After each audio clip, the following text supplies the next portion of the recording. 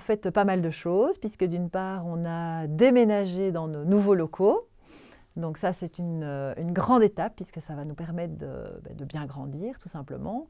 Et d'autre part, on a engagé un coordinateur de l'équipe technique, ce qui est aussi une grande étape et qui va permettre aussi d'améliorer les choses et de voir la croissance plus sereinement. Un élément nouveau, c'est que Comet, qui est un groupe avant tout belge et wallon singulièrement, avec sa composante française, a décidé de tout doucement se montrer à l'international. Et donc, on va participer au salon IFAT à Munich, qui est un grand salon qui permet de montrer toutes les grandes technologies qui servent à l'automobile, à la plasturgie et tout ça. Et donc on aura un stand et également on va participer à quelques grandes visites un peu plus protocolaires. Donc ça c'est quelque chose d'un peu nouveau qui risque de mettre en évidence de manière positive nos activités. De productiemachine die we besteld hebben is aangekomen. We hebben ondertussen de eerste tests uitgevoerd voor de productie van briquettes, dus ongebakken lijmstenen. En daarmee kunnen we al een eerste worp doen naar compositie, naar samenstelling, ook om de ideale écologische voetafdruk te bereiken. Donc on a quelques nouveaux projets qui sont apparus comme ça dans notre planning, notamment un projet de banc pour Bruxelles Environnement. Donc on va produire des planches de chêne pour remplacer les planches qui sont cassées sur des bancs historiques dans les parcs gérés par Bruxelles Environnement. Et on est en train de scier en fait, du bois sur mesure, notamment pour des projets à l'extérieur. Donc comme maintenant c'est la saison des terrasses, on a pas mal de commandes pour du bois de terrasse, des escaliers à l'extérieur, des bardages, ce genre de choses.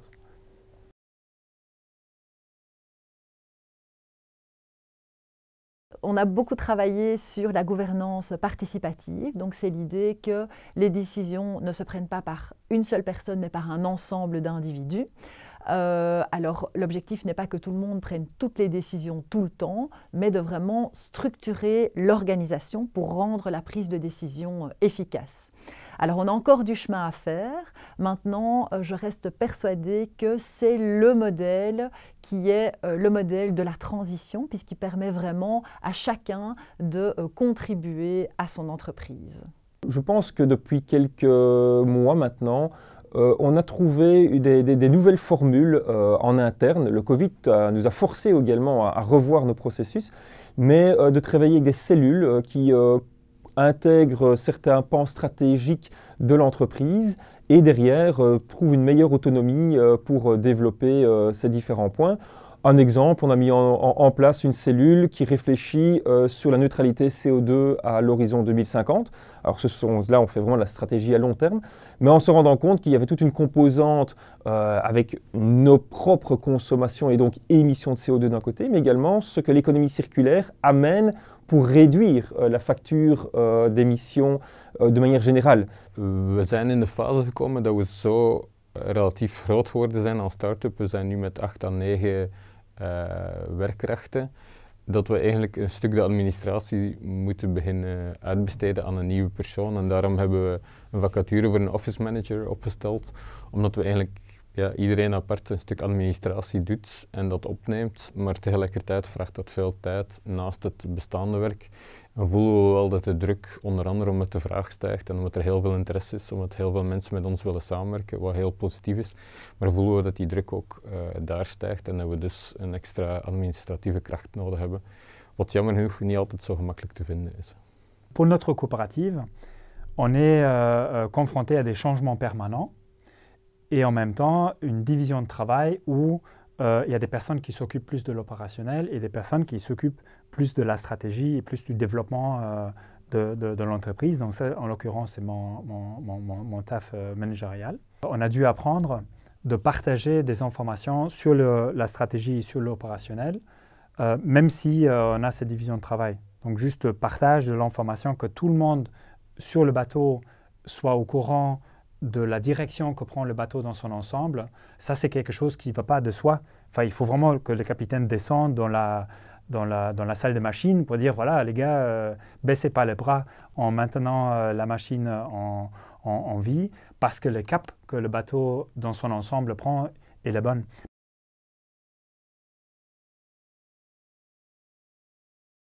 Alors, les entreprises d'économie circulaire pourraient encore davantage collaborer, vraiment pour se renforcer mutuellement et tendre vers toujours plus d'excellence au niveau environnemental et social.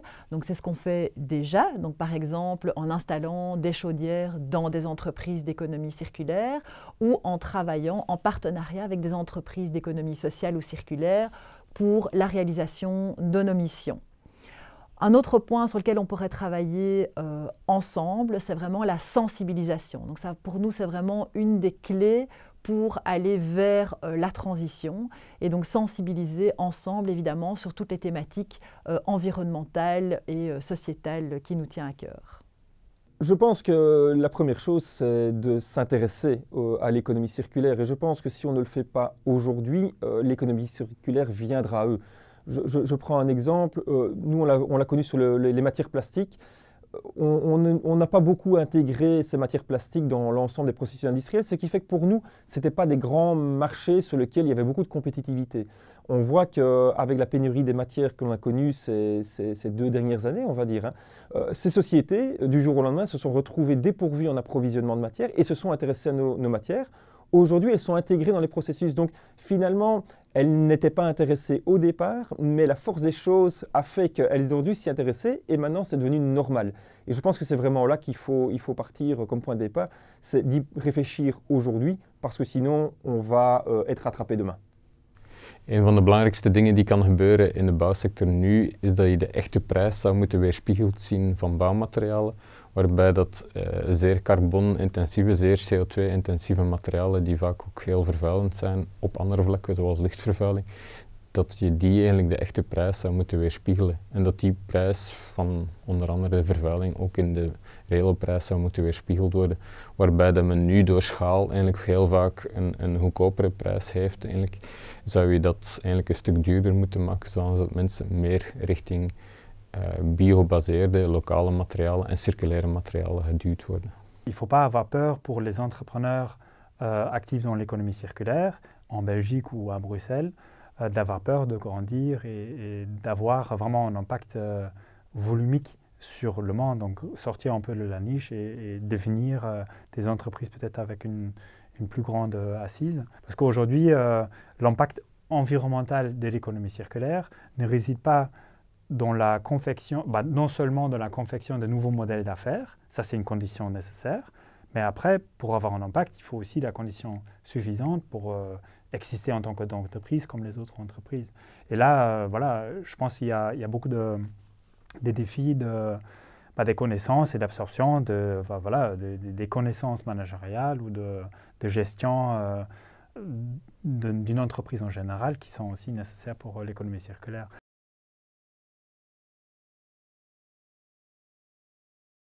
Alors, si je pouvais changer une seule chose, eh bien, ce serait une prise de conscience de tous, eh bien, qu'il est possible de créer un monde plus durable, plus respectueux de l'homme et de l'environnement. Et en particulier de créer des entreprises qui n'aient pas comme unique objectif le profit.